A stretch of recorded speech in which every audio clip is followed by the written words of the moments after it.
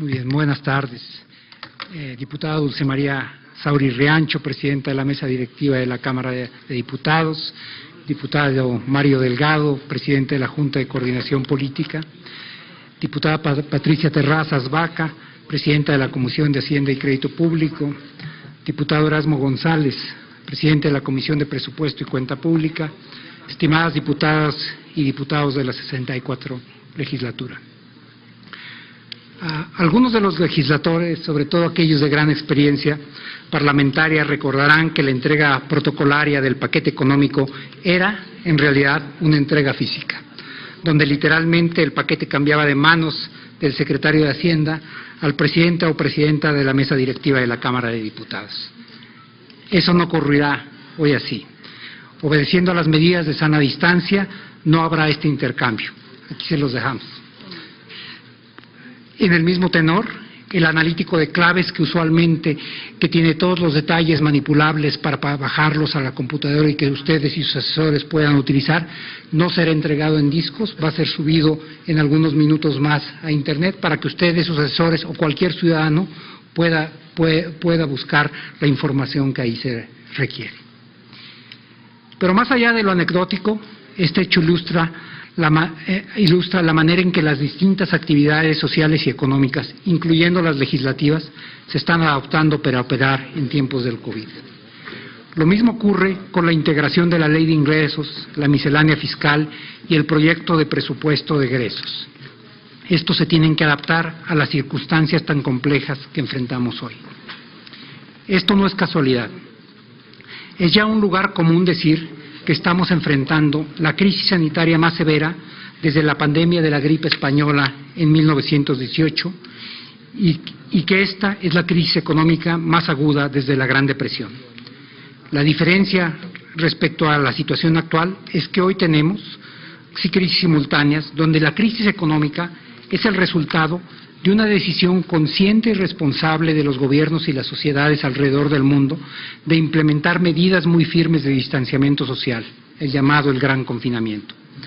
Por estas razones, resulta pertinente tener claro que en un contexto como el actual es la política pública en materia de salud la que marca la pauta y el ritmo a la evolución de la economía y de la política económica. Hasta que no encontremos una solución al final a la pandemia, idealmente mediante la aplicación de una vacuna, la economía operará en condiciones especiales. Por ello, el paquete económico 2021, que se presenta hoy al Congreso de la Unión, contiene un marco base en materia de endeudamiento, ingreso y gasto para apoyar, por un lado, la atención a la población mediante un sistema de salud con capacidades más amplias y robustas, y por otro, para impulsar un conjunto de acciones en materia de política social y de inversión en infraestructura que protejan y apuntalen las capacidades de la economía y den tracción a una recuperación sostenida. En concreto, ¿en qué sentido ha afectado la pandemia a la economía y a la política fiscal? ¿Cómo lo hemos enfrentado? ¿Y en qué medida condiciona la formulación del paquete económico para el próximo año? Identificamos nosotros 4 elementos que han contribuido de manera preponderante al entorno económico adverso que enfrentamos. 1. La contracción económica y las pérdidas de empleo. 2. La inestabilidad financiera, incluyendo sus efectos sobre el tipo de cambio. 3. La extrema volatilidad del precio del petróleo. Y 4. La presión que sobre las finanzas públicas ejercen estos factores. Desde marzo y conjuntamente con el Banco de México logramos proveer estabilidad al mercado de cambios mediante subastas de coberturas de dólares liquidadas en pesos. Asimismo, diversas medidas regulatorias han estado dirigidas a proveer liquidez a las familias y las empresas al permitirles posponer pagos a capital e intereses bancarios. Al cierre de agosto, casi 9.2 millones de créditos se habían reestructurado en este sentido. Si bien todos estamos expuestos al COVID, lo cierto es que hay grupos que están más expuestos que otros, tanto en los aspectos de salud como en los económicos. Los sectores más vulnerables de la sociedad generalmente no tienen trabajos que puedan realizarse de manera remota y por lo tanto su probabilidad de contagio es mayor. Al mismo tiempo, son estos mismos sectores los que tienen menos reservas financieras para poder enfrentar una caída de sus ingresos. Por ello, una de las principales defensas es la del fortalecimiento de la red de protección social. Los programas de adultos mayores, jóvenes, las becas, microcréditos y los apoyos a productores agrícolas son importantes en sí mismos, pero lo son aún más importantes en esta coyuntura. Por eso hemos optado por privilegiar el apoyo a estos sectores.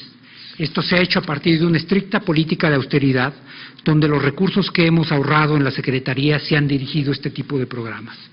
Y lo hemos hecho mediante la política de austeridad, tanto por principio como porque no había muchos otros márgenes de maniobra. Permítanme explicarme. Las primeras acciones para mitigar los efectos del COVID fueron impulsadas en las economías avanzadas. En ellas se orientaron fundamentalmente a hacer muy fuertes impulsos en materia fiscal. Pero lo cierto es que estas economías enfrentan tasas de interés reales negativas, lo que quiere decir que en los hechos les pagan por pedir prestado. En esas circunstancias no es difícil imaginar los impulsos fiscales que se dieron en Canadá, el Reino Unido o Alemania, de niveles de entre el 20 y el 40% del Producto Interno Bruto. Si nosotros o alguna otra economía de ingresos medios hubiera implementado estas políticas, los impactos serían distintos. Por ejemplo, para nuestro país, si hubiéramos hecho un impulso de estos niveles, esto nos estaría costando el año alrededor de 350,000 millones de pesos adicionales solamente en el pago de intereses. Esta cifra, para que la tengan en perspectiva, es similar al total de la nómina de los maestros de primaria y secundaria en el país. Hay muchos elementos de la estructura tributaria de nuestro país que se pueden fortalecer. Como saben, a lo largo de los años, los ingresos de nuestro país han dependido en gran medida de los recursos petroleros. Pero si bien el petróleo ha sido extraordinariamente generoso con nuestro país, también es un activo muy caprichoso. Lo mismo se cotizaba hace 2 años a $76 por barril, que lo hacía hace algunos meses a precios negativos, aun cuando fue por un lapso muy breve. Pero este no es el momento para cambiar o aumentar impuestos, no cuando amplios sectores de la economía han visto sus ingresos mermados. Tenemos que empezar, sí, con tranquilidad y responsabilidad, a pensar la estructura tributaria que nos permita avanzar hacia una sociedad más equitativa y hacia un país con menores desigualdades entre los hogares y las regiones. Es en este sentido, diputada, que no encontrarán grandes cambios en la miscelánea fiscal ni en la ley de ingresos que hoy les entregamos. Las atribuciones con las que nos dotaron a lo largo de los últimos 2 años, en particular las que nos permiten luchar contra la facturación falsa y la evasión y la simulación fiscal, nos ayudarán a garantizar que, aún en condiciones difíciles, el Estado tendrá recursos suficientes para atender los temas más urgentes.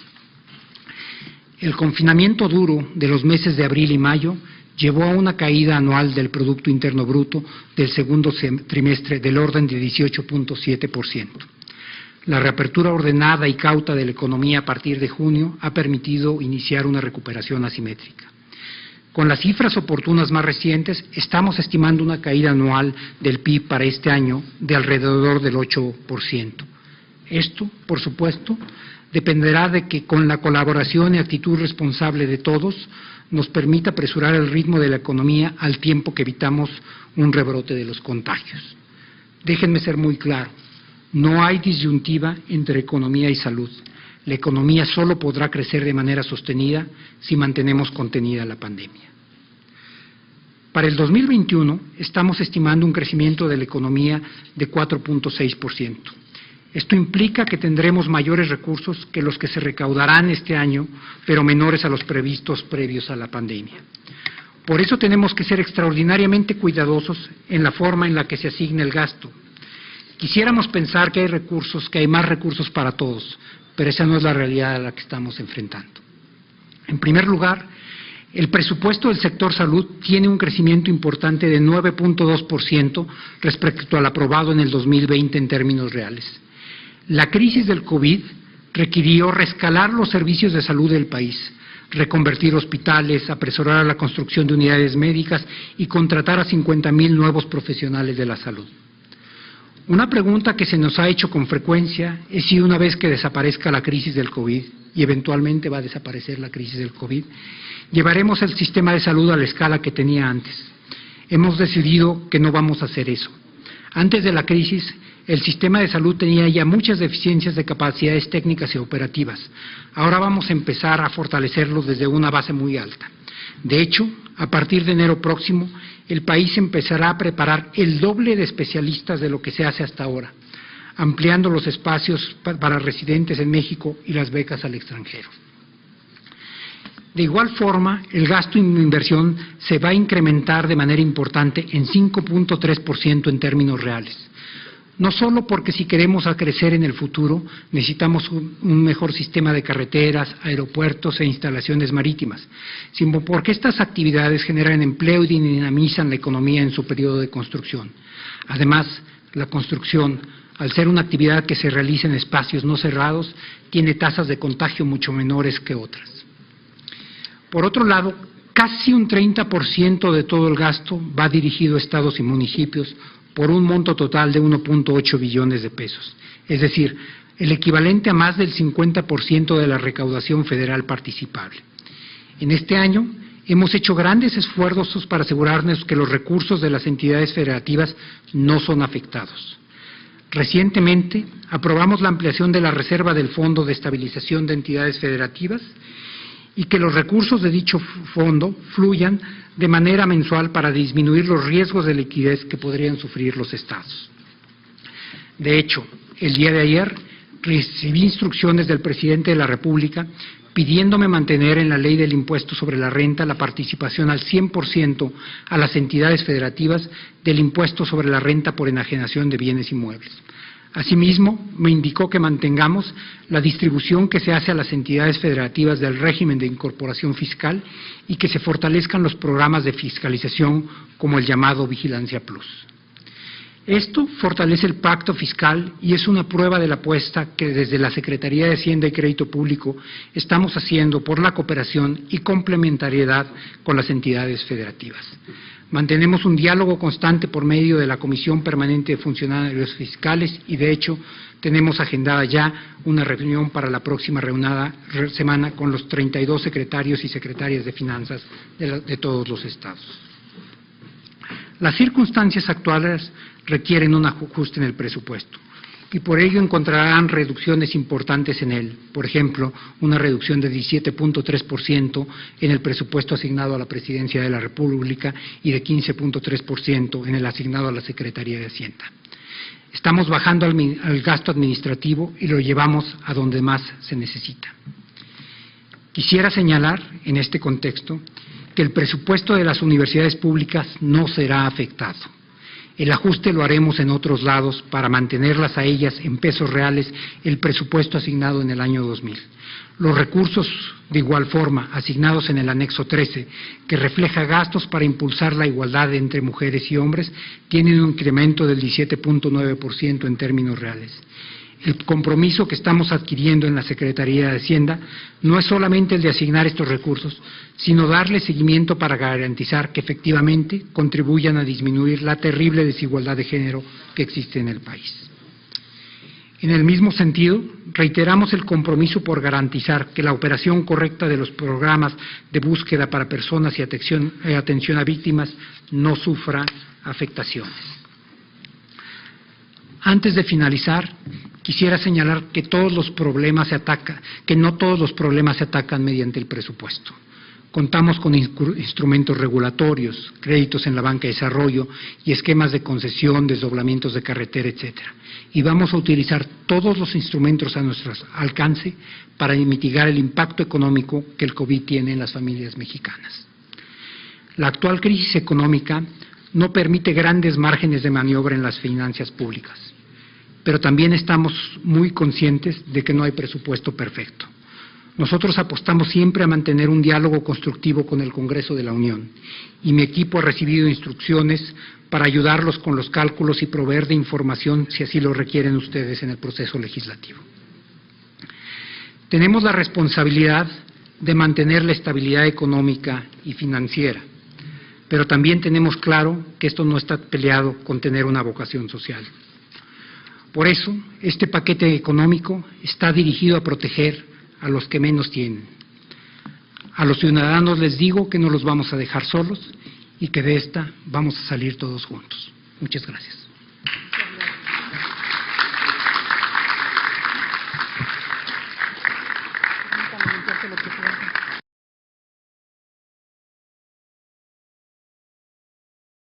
procedemos. Aquí se lo dejamos. Bien.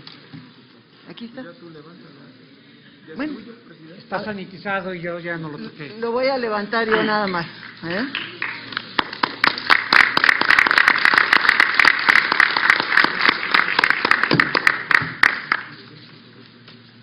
Secretario, esta es la recepción del paquete económico, tal como manda la Constitución en su artículo 74, fracción cuarta.